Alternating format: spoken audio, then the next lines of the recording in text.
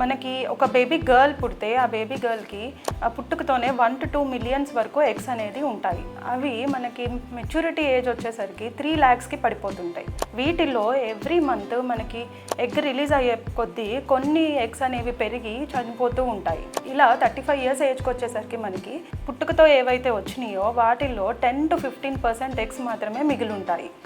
Age పెరిగే కొద్దీ మన తినే ఆహారం వల్ల కానీ, మన లైఫ్ స్టైల్లో బ్యాడ్ యాక్టివిటీస్ వల్ల కానీ, లేకపోతే మనలో జరిగే DNA డ్యామేజ్ వల్ల కానీ, లేదంటే ఆక్సిడేటివ్ స్ట్రెస్ వల్ల కానీ ఈ ఎగ్స్ క్వాలిటీ అనేది తగ్గిపోతూ ఉంటుంది.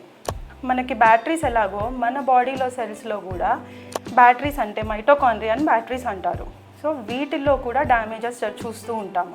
సో 40 years ఏజ్కి వచ్చేసరికి మనలో ఉన్న ఎగ్స్లో అరౌండ్ 50%లో జన్యులోపాలు అనేవి ఉంటాయి.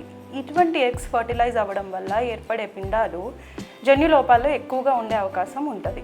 30 years ఆడవాళ్ళలో ఒక్కొక్క సైకిల్లో ప్రెగ్నెన్సీ అయ్యే ఛాన్స్ 20% ఉంటే అది మనకి 40 yearsకి వచ్చేసరికి 5%కి తగ్గిపోతుంది. ఎగ్ క్వాలిటీ అనేది మనం చెక్ చేసుకోవడానికి 2 హార్మోన్ టెస్టులు ఉంటాయి.